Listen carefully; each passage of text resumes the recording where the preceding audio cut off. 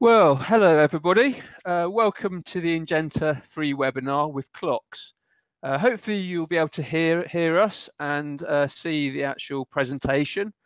CLOCKSS's mission is to preserve the digital scholarly literature for the long term, to ensure that scholars will continue to have access to the high value resources that they rely upon to conduct their research, even if that digital content should no longer be available from a publisher.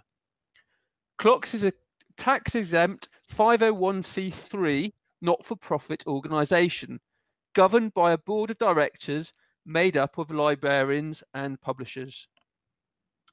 Today, we're delighted to welcome as our guest speaker Craig Van Dyke, Executive Director of the CLOCKSS Archive. Before CLOCKSS, he was at Wiley from 1996 to 2015, most recently as Vice President, Content Management at Springer Verlag, New York from 1986 to 1996. Most recently as Senior VP and Chief Operating Officer. Craig served as Chairman of the Enabling Technologies Committee of the Association of American Publishers from 1995 to 1998 and was instrumental in the development of the Digital Object Identifier, DOI system, and of Crossref. He has served on the boards of directors of the International DOI Foundation, CLOCKSS, ORCID, Crossref, and the Society for Scholarly Publishing, and was a member of the Portico Advisory Committee. Craig's portfolio has always included industry collaboration to improve the infrastructure of scholarly communications. Craig, thanks so much for joining us today. I will now pass over to Craig. Thank you. Thank you, Mike, for inviting me to speak with all of you today about CLOCKSS and long-term digital preservation. I'm very pleased to have this opportunity, and thank you very much for attending. Just so you can get your bearings, I have 17 slides. I expect to take about 30 minutes to go through them, so there will be time for questions at the end, and if you want to put questions in the chat, that would be a good way to do it. So, first I wanted to say a few words about why preservation matters. Scholars care because they rely on permanent access to digital materials to conduct their research. And the scholarly literature is long-lived. The wish to access content goes on and on and on. Preservation is important to libraries as well. Libraries historically have been the stewards of preservation on behalf of their communities. But in the digital publishing environment, most times libraries do not actually own a copy of the digital literature, and largely for that reason, an interest in third-party preservation services came about. Publisher-provided access can be unstable. Publishers can go out of business, or they can cease making a journal available. And this is particularly true of the newer and smaller publishers, of which there is quite a proliferation these days. They are the most at risk of disappearing. Funders also care about preservation. They want the output from their funding to remain available. And you may have heard of the Chorus system. CLOCKSS integrates with Chorus to provide a preservation aspect to the Chorus system. And research institutes need their faculty to have access to materials and to be sure that the faculty's output will continue to be accessible. So with that introduction as to why preservation is important, here are some things I want to cover today. A little bit of an introduction, which to a certain degree Mike already covered. A couple of words about the technology we use and locks, our processes, our governance, some statistics, a few words about triggering content for access, and finally, some current challenges and our priorities for 2019. CLOCKSS is an acronym. It stands for Controlled Locks, and LOCKSS itself is an acronym, which stands for Lots of Copies Keep Stuff Safe. So CLOCKSS is a kind of acronym of an acronym. We began operations in 2009, and our goal is to ensure long-term access to scholarly literature for researchers. As Mike said, we are a freestanding 501, not-for-profit 501c3 in the US. We pay Stanford University for services. CLOCKSS is part of a diverse and robust ecosystem of preservation solutions. We are not the only preservation system, but we feel that each of the preservation systems has a little bit different characteristics, and a little bit of redundancy when it comes to preservation is not a bad idea. And we are part of a broader infrastructure for scholarly communications. For example, Crossref, ORCID, DataCite, Chorus, and even beyond that, things like publishing platforms, metadata standards, the Committee on Publishing Ethics, Transfer, Counter. There's actually quite a lot of infrastructure that is in place in support of scholarly publishing and communications. Libraries have done a good job over the past 15, 20 years making the case with publishers that archiving and preserving their content is important.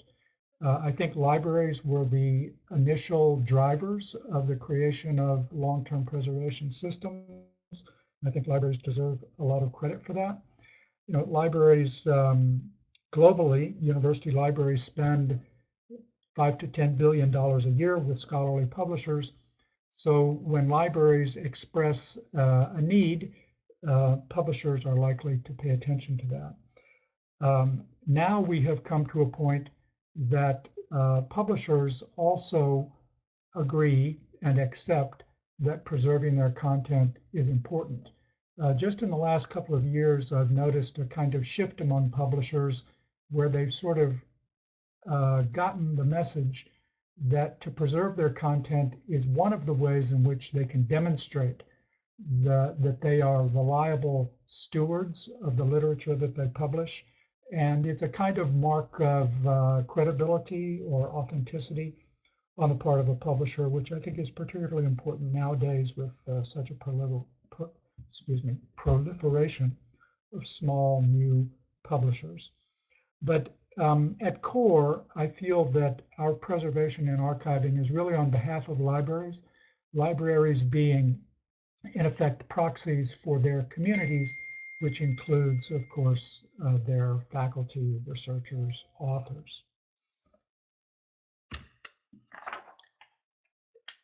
We use the LOCKSS technology. We have 12 copies of the content at leading academic libraries around the world.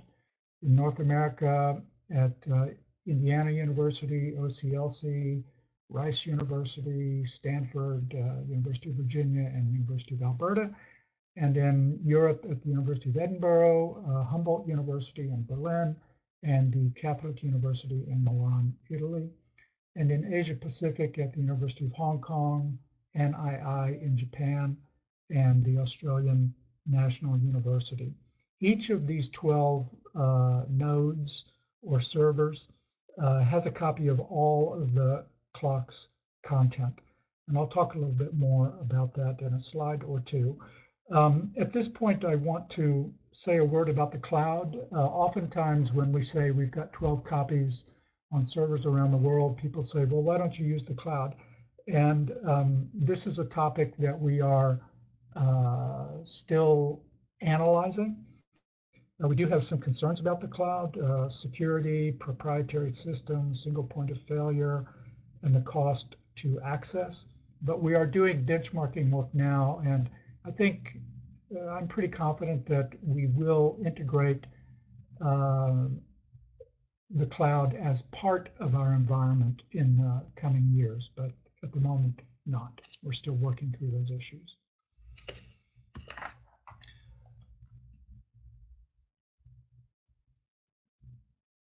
Our system has been certified as a trusted digital repository by the Center for Research Libraries. They did an audit called TRAC, Trustworthy Repositories Audit and Certification. We received a perfect score for technology, and if you want to read more about the LOCKSS technology, you can see David Rosenthal's blog, David Rosenthal being the chief scientist for LOCKSS. We were recertified just a few months ago. We were actually the first of the TRAC certified repositories to go through the recertification. And during that process, our score for organizational infrastructure was upgraded to the top score. So I think we have the highest cumulative score of any of the archives that have been certified. So the LOCKSS technology is open source software. It was invented at the Stanford University Library about 20 years ago. It's a unique technology solution. It relies upon multiple servers constantly cross-checking each other to ensure that the preserved data is valid. And this is done through a polling and repair mechanism where, in our case with 12 copies, those servers are continuously talking to each other at very low speeds across the internet. And they're conducting polls. They are all voting that they have the same thing. And if one of them says, no, I don't have the same thing as the rest of you have, then that one is outvoted, and their bit of data that is out of alignment is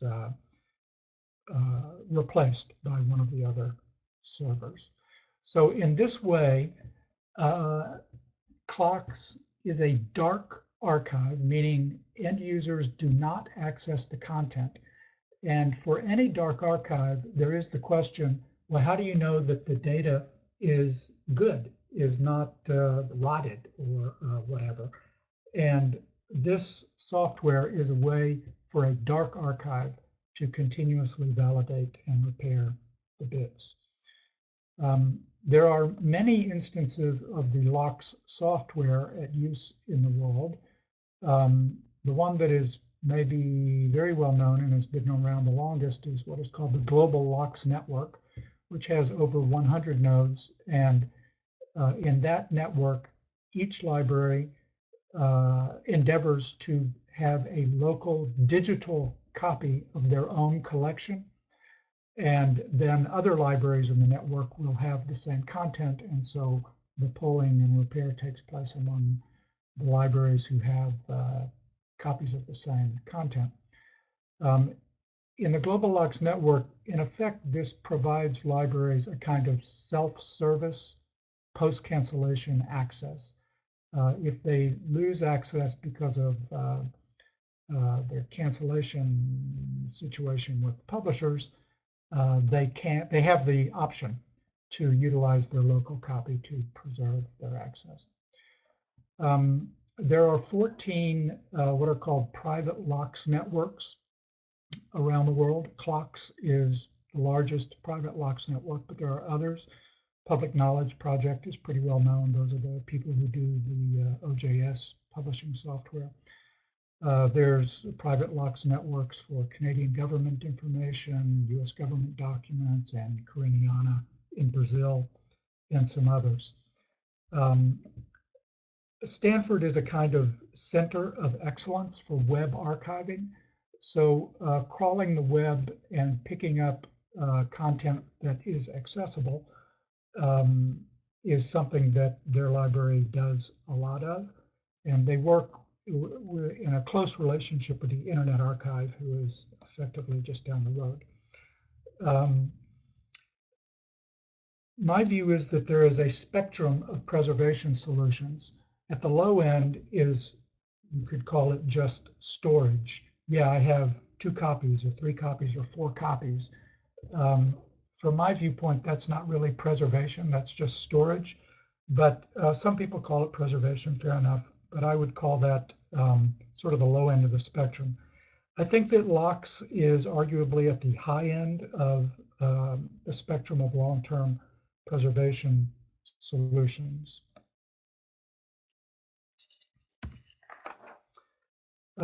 Just briefly, a couple of words about processes. We have basically two ways of getting content from publishers. One is file transfer, and the other is web harvest. And here I've provided links to our guidelines, which of course are available on our website as well. Most of the publishers we work with are smaller, and with them we use web harvest, meaning their publishing platform gives our crawler permission, and our crawler, we write a rules-based plugin at the beginning of our relationship with the publisher, and then our crawler goes and knows what to pick up and what not to pick up, because there's a lot on a publishing platform that is not appropriate for the long-term preservation. We find that web harvest is particularly useful with long-tail publishers, and by long-tail I mean those many very small publishers who may just have one journal or a small number of journals. Such publishers often don't have the infrastructure to provide us content by file transfer, so we can just go to their platform and pick up their content. File transfer we use most often with the larger publishers, the Elsevier's, Wiley's, Springer's, and others of the world. Just another word about the dynamic content.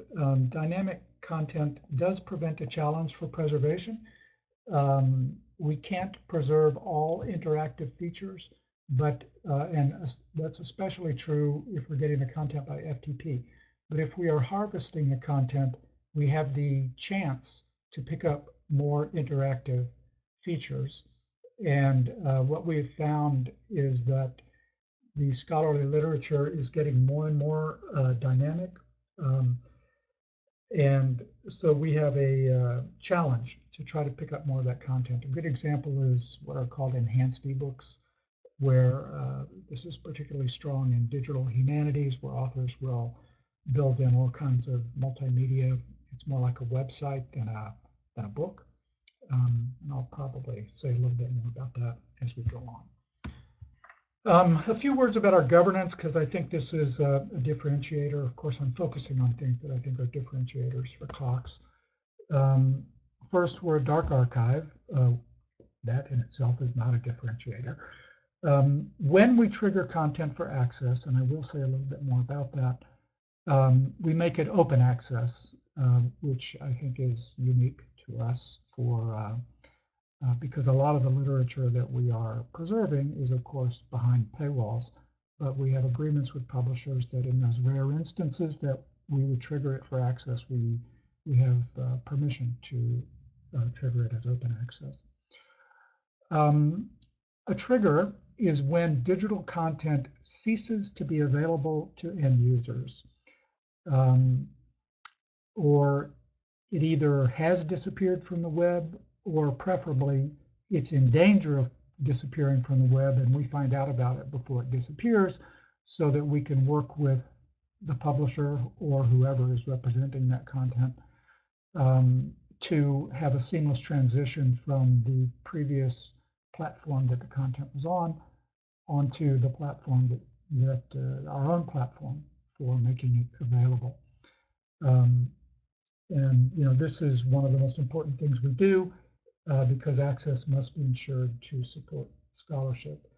There's a link here to the place where you can get at our triggered content. We've released 53 journals to date, and we have well over 20,000 in our system, so it's obviously a small percentage of our content. All of the rules and regulations around trigger events are defined in our bylaws and in our agreements with publishers. The triggered content is hosted at Stanford and at the University of Edinburgh. Here I am showing you an example of a triggered article, and apologies, it's not very visually appealing. I just picked this particular article because it seems to be one of the ones that is the most accessed. It's from a journal by the American Medical Association called Archives of Family Medicine. It's volume 4, 1995. This article is called Factors Associated with Having Eye Examinations in Persons with Diabetes. This article receives about 150 reference links per month using the Crossref DOI linking system. In other words, 150 times a month, a user accesses this article via a reference link from some other journal. So it's just an indication that the content that we have triggered, in some cases, still has a lot of life. A few more words about our governance. As Mike mentioned, our board is purposely equally comprised by libraries and publishers. We have 12 libraries and 12 publishers on the board. So we say that we are community governed. We are also community funded. Publishers pay fees to participate in the system, and libraries contribute, make financial contributions to the system. We're financially stable. Our revenue is about $1.6 million a year. We tend to make about a $100,000 surplus per year. A few months ago, we announced our succession plan, which I think is a really important thing. I think succession plans are important for any organization, but especially for a long-term preservation organization like us. I'm fairly proud of our succession plan.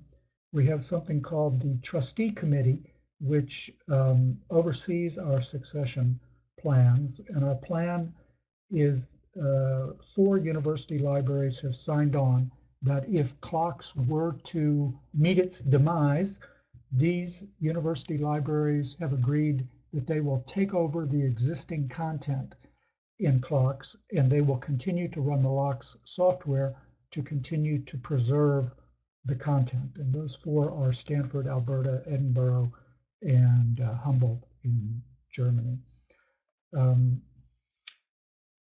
I just wanted to say another word about our governance to give you a little more feel for it. Our co-chairs are from Stanford University and Wiley. Our treasurer is from the Society for Industrial and Applied Mathematics. Our secretary is from the University of Alberta, and we have 2 at-large members of the executive committee from the Catholic University in Milan, Italy, and from the American Physiological Society. So a few statistics. We have about 270 publisher participants. Some of them come to us through aggregators who represent, 5 or 20 publishers, some number like that. We have about 300 library supporters, and again, some of them come to us through consortia of libraries. We have 32 million journal articles and books, adding about 4 to 5 million per year. Then these next couple of statistics I find kind of interesting. The 5 largest publishers are almost 80% of the content. However, long tail publishers, meaning publishers with only a few journals or less, comprise 65% of the publishers. So it shows you that while in some ways large publishers are dominant, in fact, there is plenty of room for small publishers, and there are a lot of them. There are a growing number of open access publishers. I think open access has kind of lowered the barrier to entry. The Directory of Open Access Journals, DOAJ, requires participation in an archive to receive the DOAJ seal, and that incents a lot of OA publishers to join us or other preservation systems. It is good that the DOAJ drives publishers to preservation because, in fact, these long tail publishers who are mostly OA are the most at risk because they are kind of the least robust, and they tend to kind of come and go a little bit more than some of the more traditional publishers. When publishers come to us saying they want to join, we always vet them. We don't consider ourselves an arbiter of quality. Our primary thing is to make sure that they are not what you would call a predatory publisher. We used to consult Beale's List, which is kind of defunct now. Cabell's white and black lists is a resource that we consult. We also we poke around on the web a little bit to see what we can see about a publisher. And we do sometimes reject publishers on that basis, which is kind of an uncomfortable position for us to be in, and we want to be very careful about it. But the truth is that at times we do, because we feel that we need to maintain the standards, appropriate standards for our preservation system.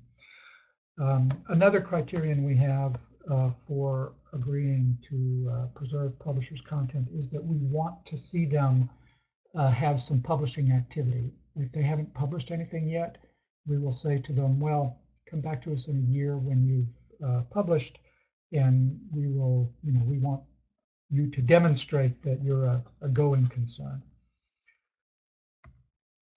So a few more words about triggering content.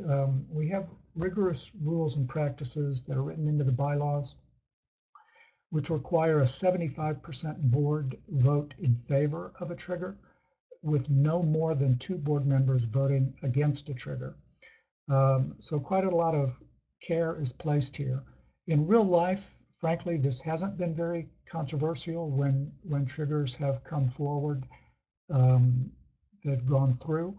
There is one exception where we chose not to trigger some content because we felt that a publisher was kind of abusing the system because they were just using it as a cheap alternative platform for the content. And we didn't like that very much, so we said no.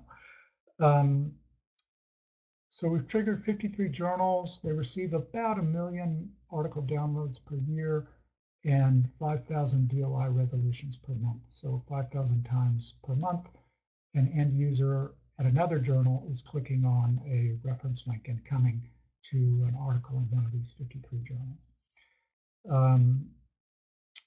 And as I said, they're open access. We use a Creative Commons license. Publishers can specify the Creative Commons license that they would like us to use when we provide access, but so far nobody has chosen anything other than our default CC license. So if I think about challenges and things I'd like to bring forward to this audience, one is preserving the long tail. As I've said a few times already today, there is quite a growing proliferation of small OA journals. And the truth is, we don't even know about them sometimes. And if such a journal is important, and if it is not in a preservation system, we would like to know about that. What we found is that many times these small journals maybe are not important in general, but there may be a certain number of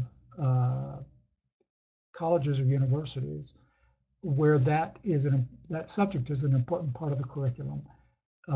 And we look to libraries to come to us and say, hey, this particular journal is important, but it's not participating in any preservation system. So I'm soliciting from the librarians in the audience and also publishers, if you're aware of journals that are not being preserved, first you should talk to the publisher about it, but also talk to the preservation services, because we also would reach out to the publishers. And the other thing that I would raise here for your awareness pertains to financial support for a sustainable, diverse, and robust digital preservation environment. And when CLOCKSS started, our revenue was half from libraries and half from publishers.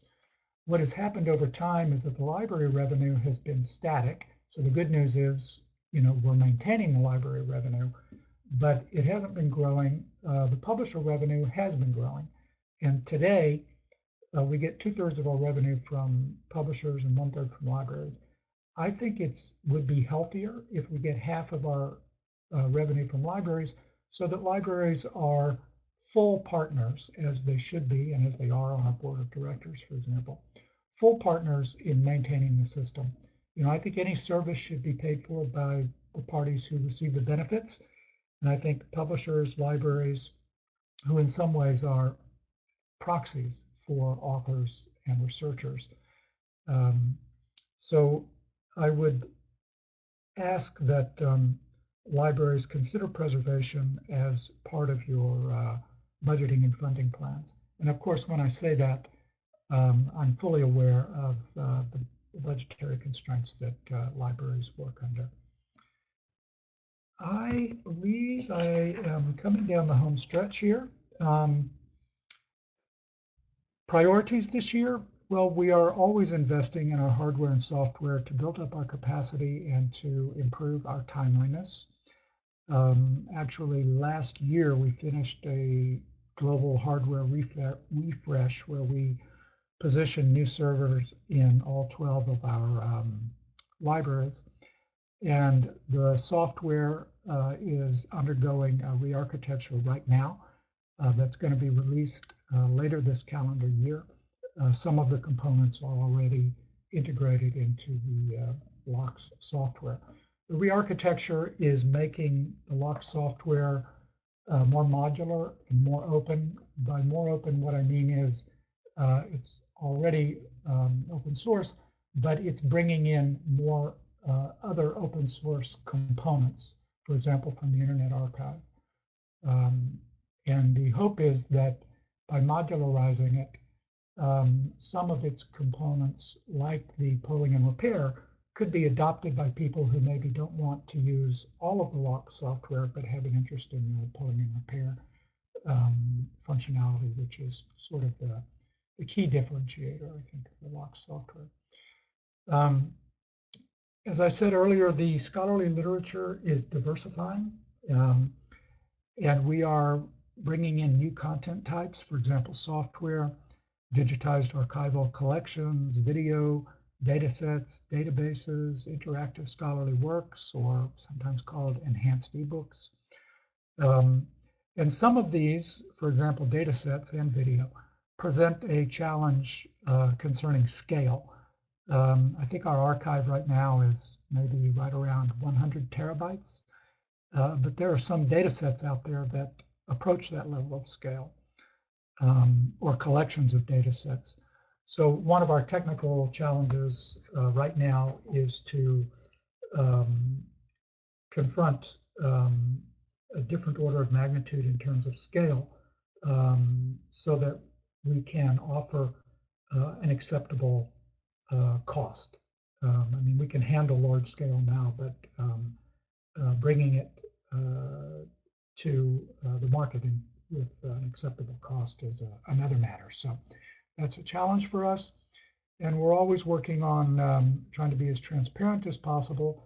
We do an annual report that goes out to all of our publishers and libraries, and trying to increase our level of outreach by doing things like this.